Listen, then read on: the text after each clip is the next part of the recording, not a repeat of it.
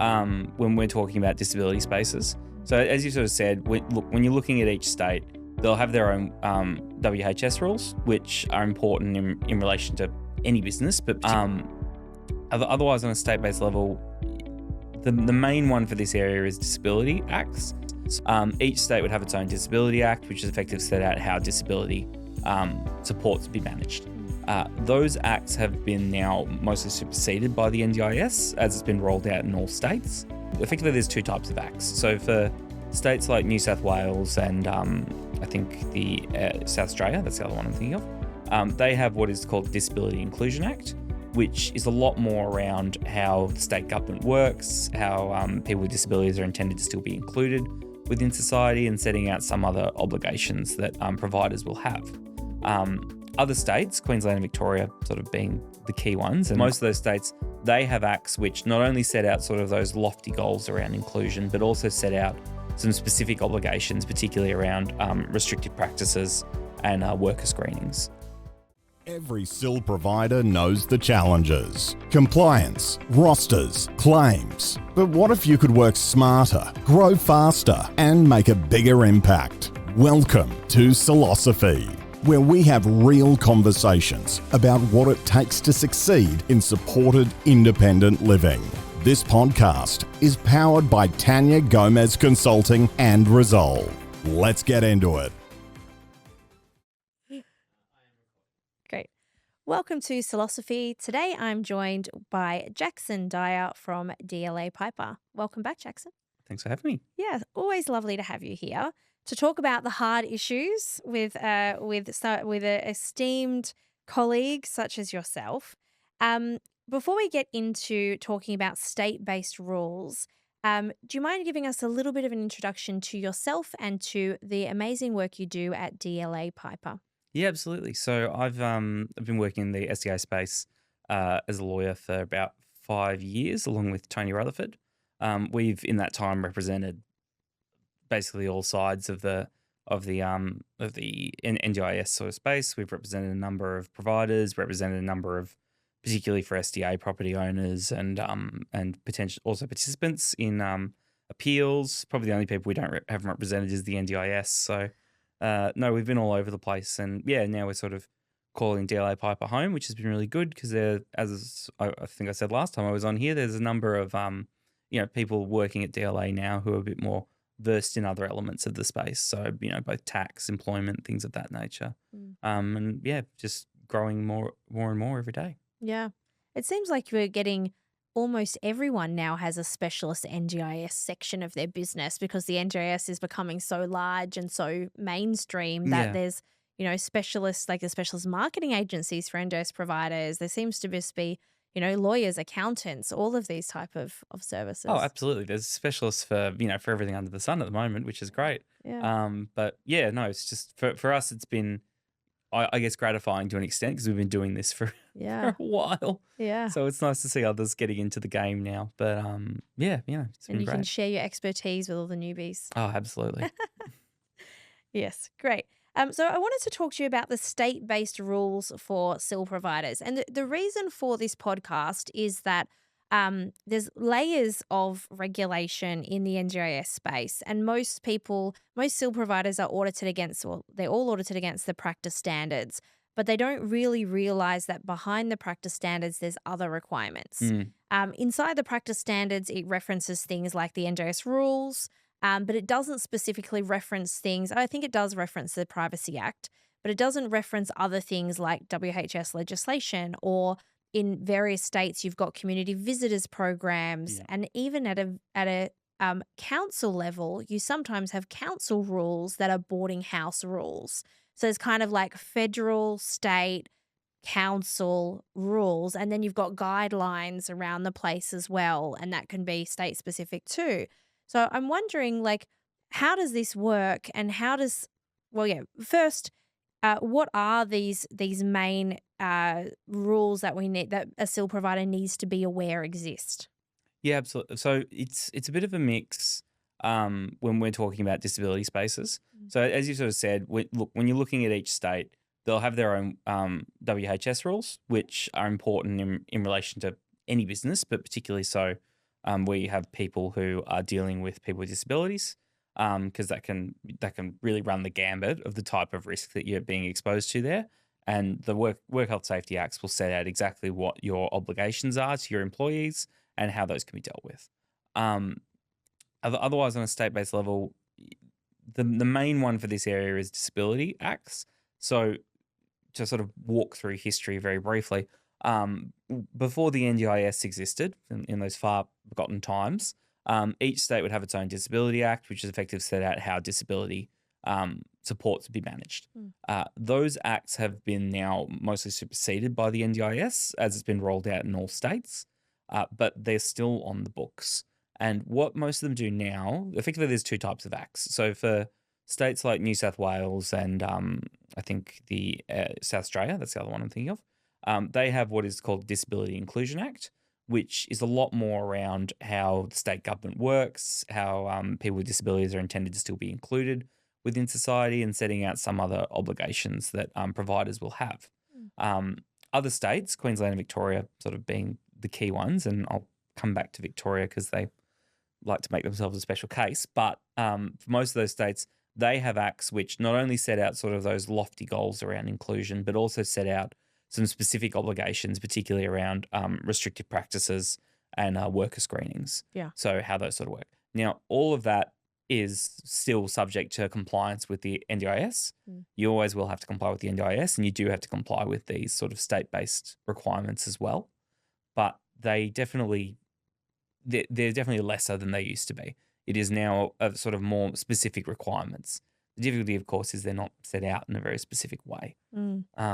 So that's sort of the state ones. Council level, it really is. It just really depends where you are, to be honest. Yeah. Council and local requirements are not. There's not for peek behind the curtain in terms of how we work when we're looking at legislation. Federal government has a lovely list of legislation, very easy to find. States, lovely list of legislation, very easy to find. Councils, yeah, it's there. It's just not maintained in the way that, a bit of the larger governmental agencies do. Yeah. So it is absolutely hard to find that sort of thing. And it's something that, unfortunately, you just need to dig out on a case-by-case basis. If you are looking at to provide services in a specific council area, then it's worth looking up that council, looking up their requirements around boarding houses, disability more generally, just anything related to that sort of, I guess, care of, I can't remember the word I'm looking for there, care of people, I guess. Yeah. You just want to look at those sort of requirements and make sure that you're in compliance as much as you can. Yeah. Um, So it's quite overwhelming for a provider to know if they comply or not. Like there's often a lot of question marks around, well, am I doing this right? There also seems to be a lack of very clear guidelines. I know they're talking about developing operational guidelines for SIL, but we don't have those yet. yeah. But that might fill some of these gaps potentially as well. Yeah, so it is. Look, it will. I think they're talking about those more at a federal level, though. I'm not sure that they're Yeah. filtering down, as it were, and the Yeah. states seem content to sort of leave those acts on the books and sort of let them, people deal with them as they must. Look, for the most part, when it comes to the guidelines of providing a service that doesn't sort of veer into a restrictive practice or any of those sort of requirements, generally speaking, any obligations around that, you should be able to find them on the relevant, disability department website. Yeah. Whatever the state-based department is called, you should be able to find some guidance there as to what their generalised rules are for providing services in the state. But otherwise, consulting those acts and having a read, it's not easy because they're not that easy to read. Even, and that I'm saying that as someone who has read a lot of these things. But it's unfortunately all we've got at the moment. The states Yeah. don't seem very interested in removing those or ensuring the NDIS covers everything and taking them away. Because again, the concern seems to be that, well, if we just take all our rules away and there's a gap, that then we're going to be held accountable by the electorate for having removed that protection. Yeah, right. Mm. So how are the different levels of legislation enforced? What penalties are there if you break a council rule you didn't know existed? Yes, with the council rule, I think they can top out in relation to fines for the most part. Right. There's still, there's still always an ability for it to be taken to some level of court proceeding, but ultimately, if there is some breach of the sort of council standard, for an SDA provider, that can be more serious, where it may impact their rates or their ability to continue to provide that service in that house. But for a SIL provider, in terms of their service, the risk is probably lesser.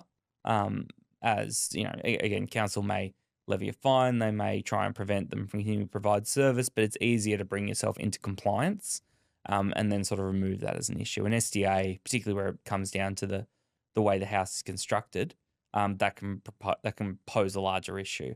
And so in those spaces, we would highly recommend that you're using SDA accredited and SDA experienced architects and advisors to make sure that your properties are being built to the correct standards. Yeah, right. And state-based rules like you mentioned restrictive practices, worker screening, both of those are picked up in the NDIS audit, but they're also regulated under, well, in Victoria, it's the Victorian Senior Practitioner as the regulator, or I guess it falls under Department of Health and Human Services. Yeah. Do they penalise you? Is there fines at a state level, or would that go to the NDIS Commission? No, absolutely. There's fines at a state level as well that can be levied. I don't have to forgive me. I don't think there's jail time that's up for those sort of things, but it's something that is possible. Yeah. I don't believe it's a massive risk, but it is something that's possible. And look, and that's the sort of concern here. Now, for the most part, there's a need to look at what these are and make sure that you're in compliance, I would say.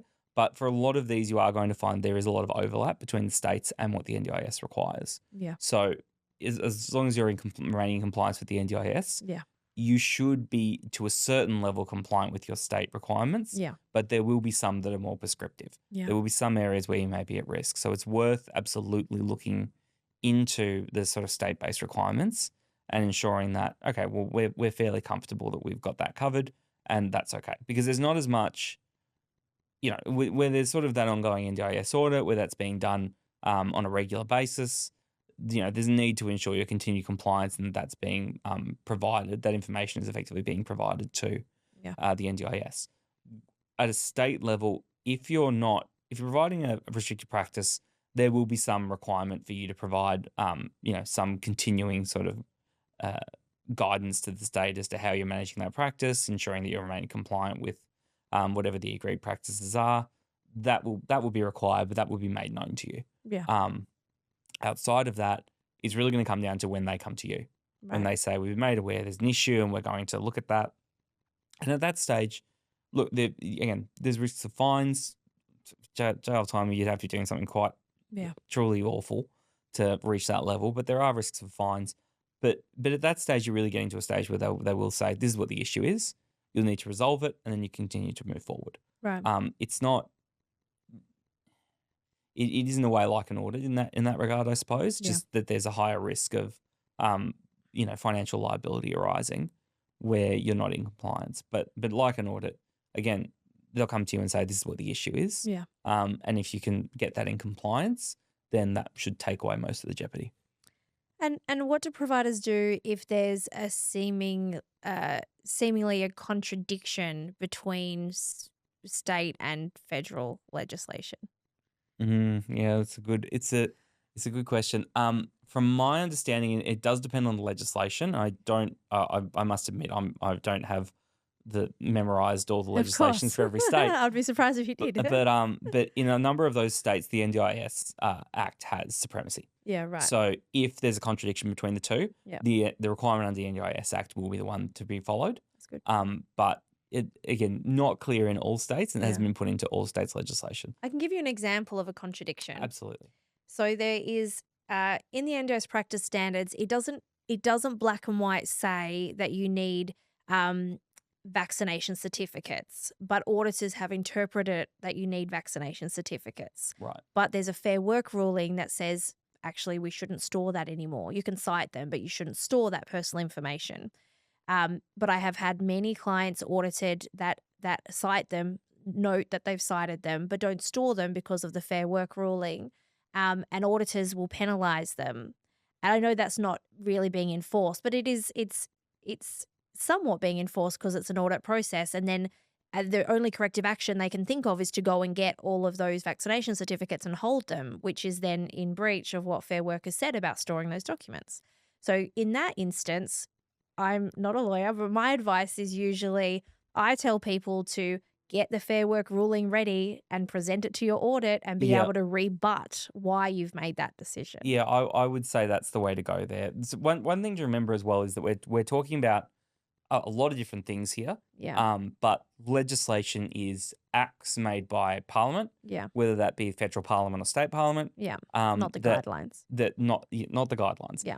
Acts made by that are required. There's obligations, and there's going to be issues if you're not in compliance with those. Yeah. That are absolutely set out in black and white and will be enforced. Yeah. Guidelines are a general set of standards and guides as to what the NDIS believes you should be doing. And again, that they have discretion, the NDIS, under their relevant acts of Parliament that allow them to sort of take issue with that. Yeah. But it doesn't necessarily allow them to override other existing acts and decisions that have been made in the past. Yeah. So the issue there as well, and again, when we talk about a decision under Fair Work,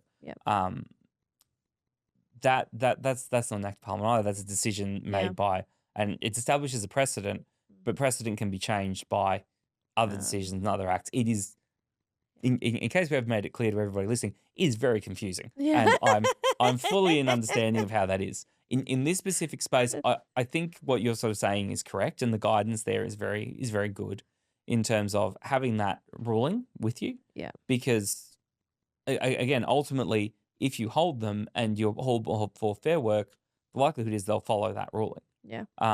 So and Fair you've Work got an have issue. bigger teeth than an NDIS auditor. Absolutely, They're much scarier. much scarier than an NDIS auditor. Yeah. So yeah, but the other thing to remember as well there is that if it is becoming an issue, there is an ability to challenge the NDIS auditor and their decision making process. Yeah. The NDIS is well known for dragging out all decision making processes until the nth degree. Yeah. So it's probably better to try and resolve this as quickly as you can early on. Yeah.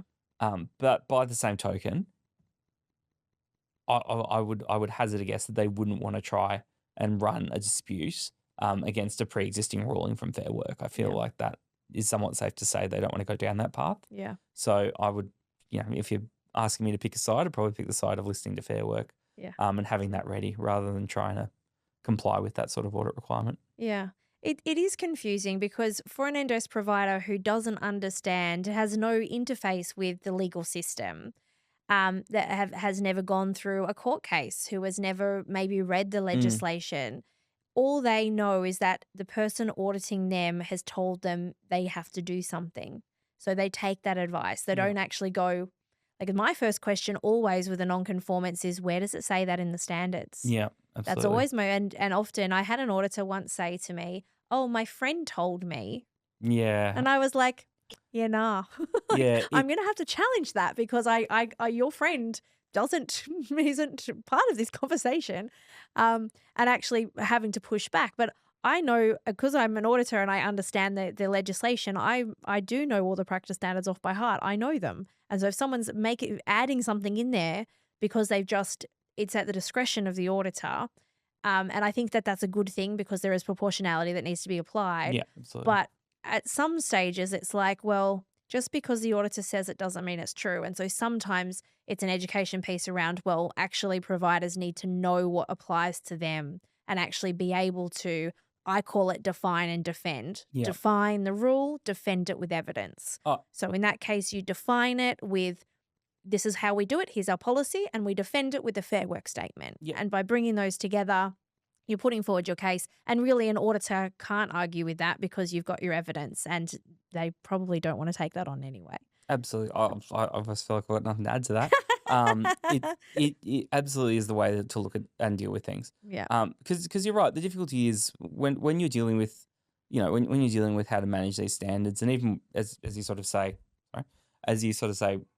rightly, when the NDIS is even dealing with it, there is slippage between absolute deference to what is required, and what is practical. Yeah. and what is the practical interpretation of all these things.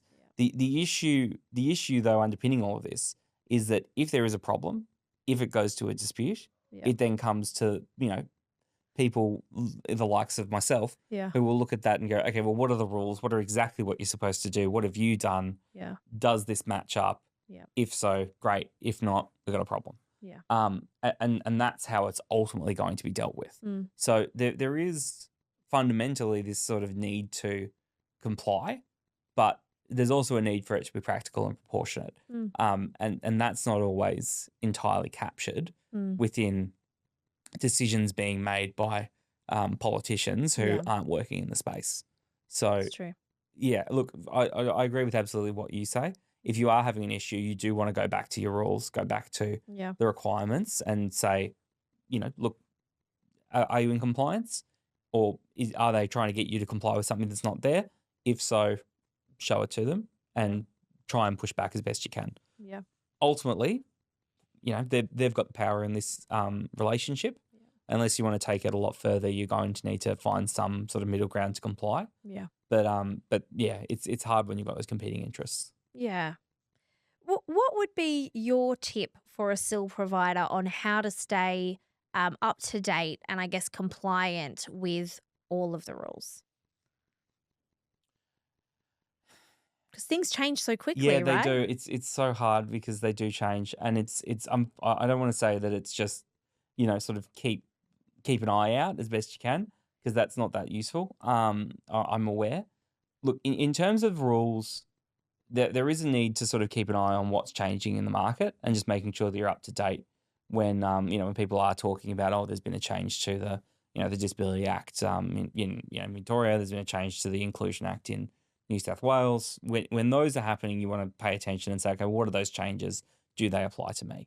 But one of the best places to keep an eye on particularly is the regulations. Mm. So they're a piece that's effectively released alongside some acts to give some guidance and actually set down those rules.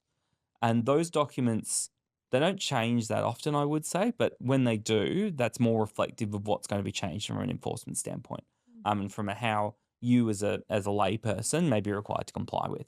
Right. Because there's a bit more latitude, there's a bit more ability to change those without needing, again, to go through a protracted process, to go through a governmental process of getting everyone to agree and to vote and to get it into law. You can change those at a ministerial and a department level. Right. So those more often will sort of set out what they're sort of looking at, what the enforcement ideas are, and what your compliance requirements may be. Mm. So keeping an eye on the regulations underneath those main acts can be a really great place to keep an eye on, because that will hopefully give you the best sort of guide on what you need to be doing at a very specific level, whereas the Act will set out at a broad level what your obligations are. So that's sort of one way to look at it. Otherwise, it's going to sound very silly, but making a list of these things and putting your state obligations up against your NDIS obligations and saying, well, here's two that are the same, so I just need to do that. Great, I'm already done that. That's out. I don't have to look at that again because I'm just going to comply with the NDIS on that one. Yeah. And just sort of making sure you have that as saying, okay, well, here's my big list of things I need to comply with. Yeah. Rather than just looking at the NDIS on its own, but having your own that, you can update or at least make sure it's to date. That's one of the ways to do it. And look, it's unfortunate that this is sort of how things are. It'd be better if there was one system for every state that completely and utterly applied, but it's very unlikely we're ever going to get exactly to that space. Look, I'm holding back from blathering on about Victoria because they are one of the more interesting cases when it comes to states dealing with managing disability for themselves. Yeah. Particularly around their changes to the Residential Tenancies Act and what we've seen recently with SIL housing.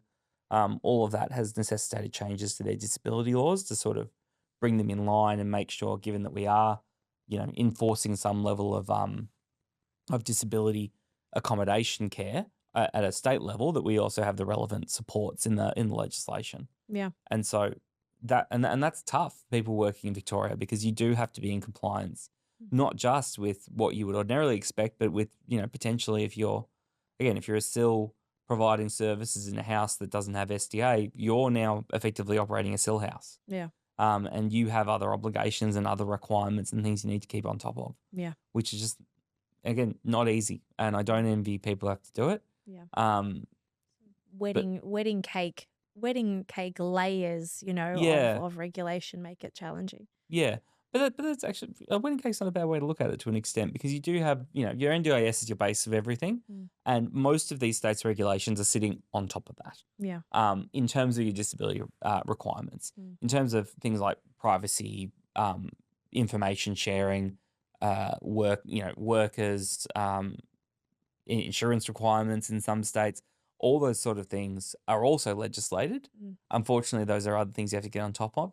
But, the final sort of advice is getting good advisors. Yeah. Having people who can really give you some decent guidance on what you need to be complying with, people who are on top of this stuff, that can be really, really useful. Yeah.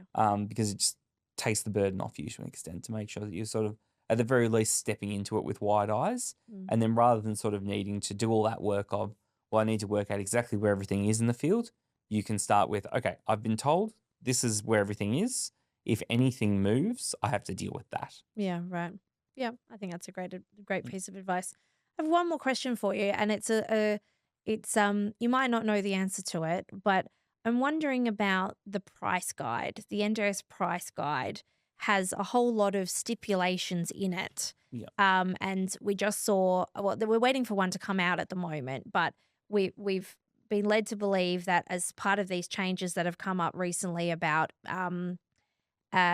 music therapists and art therapists no longer falling as a profession, that the price guide snippet that was released said that there was a price for registered providers, but it's not a requirement anywhere else that you need to be registered for that group.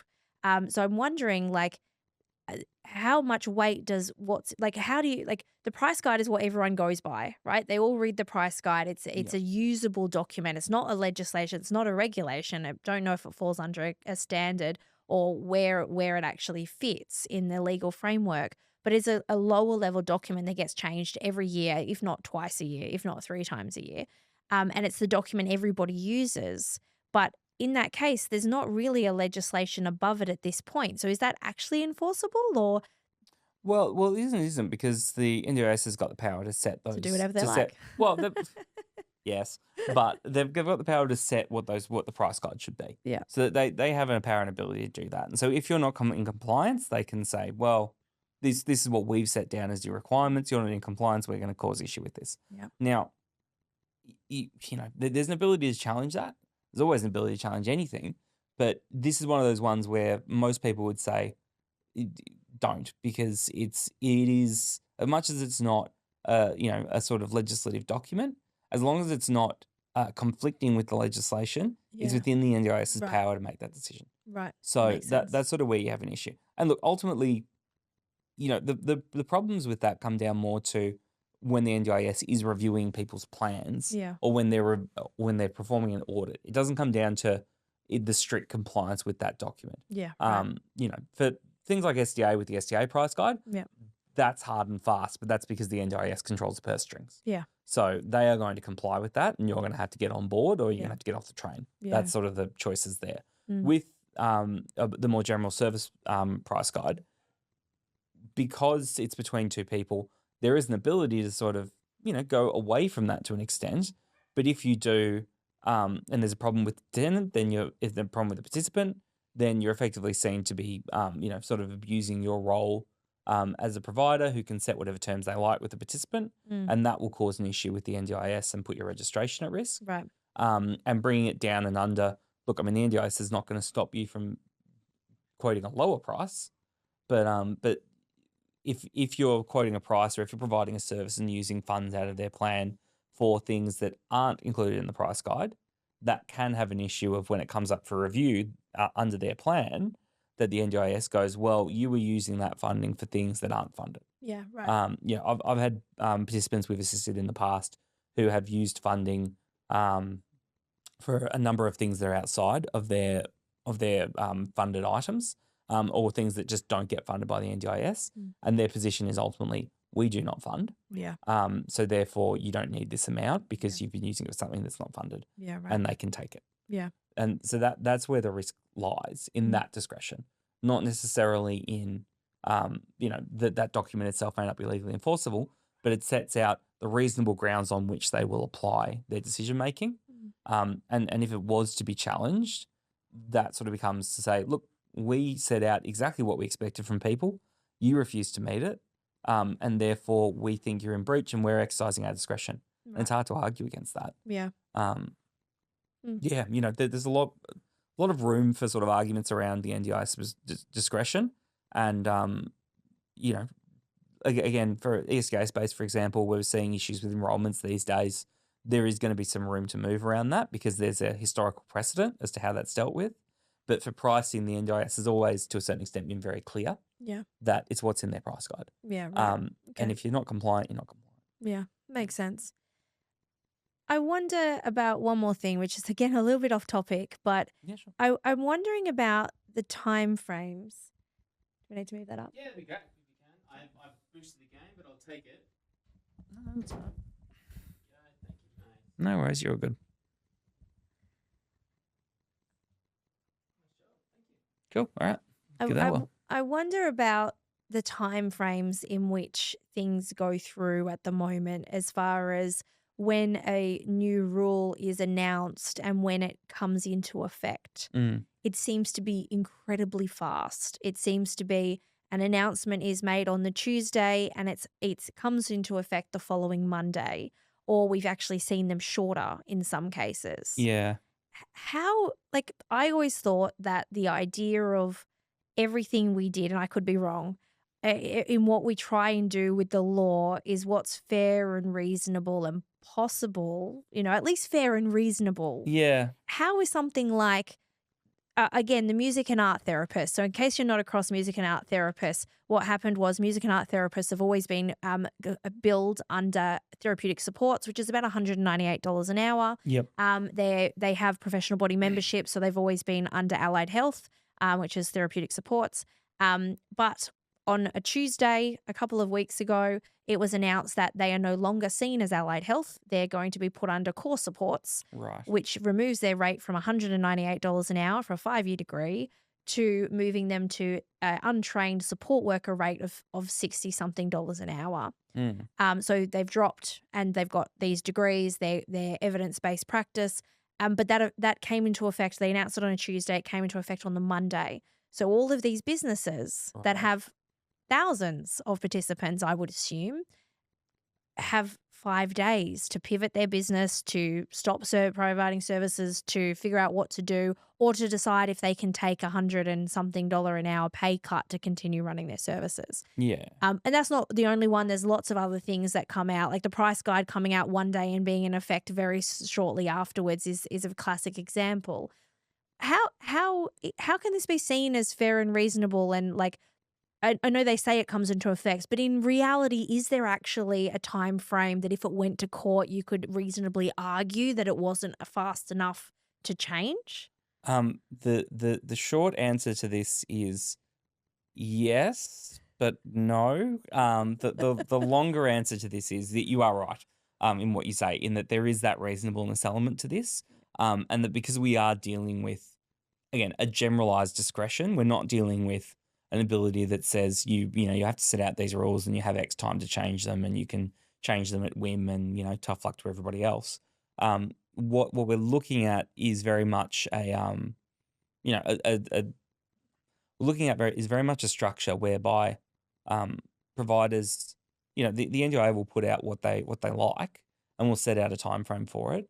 But generally speaking, at least in our experience, that they're not enforcing it when they say it comes into effect. Right. They want you to be doing it, but there's a little bit of leeway, a little bit of that reasonable time period to make sure everybody's got it, and then they'll start clamping down. Right. Because they know, as you've said, that if they bring in, on day one the price is $200 an hour, and then they bring in something that day that says, all right, it's $100 an hour, starts tomorrow, tough luck, and go. And then they start trying to, take action against people that next day. no court's going to look at that and go, well, that's not fair Yeah. or reasonable. Yeah. And under sort of, administrative law and common law positions, that's you got to give them more time. So that is known. The point of the short time frames, it seems to me, and again, this is more conjecture than it is any basis on fact, but it seems to be to set those out and to make it clear as to what they want. They want people to be meeting that time frame. Can they enforce it? It's a bit of an open question. Yeah. I feel as though they could if they wanted. They could if they wanted. Look, I would be remiss if not to say at the end here that you should, if you see that come through, try and comply by the time frames. Of course. You don't want to put yourself at risk. Yeah. Absolutely not. If you're not complying immediately, if you're going to be a day or two late in getting that up to date, it might not be the end of the world. But what if you just don't know? What if you weren't on the news that day and didn't look at LinkedIn? LinkedIn is my source of news. What if you just weren't on there that day and you didn't know about it? I will put my mind back to my first year in law school where we have been told ignorance of the law is not a defense. Unfortunately, it is not. Now, ignorance of something that was hastily brought in one day, and you just weren't aware of it. Maybe there's some level of reasonableness to that. Yeah.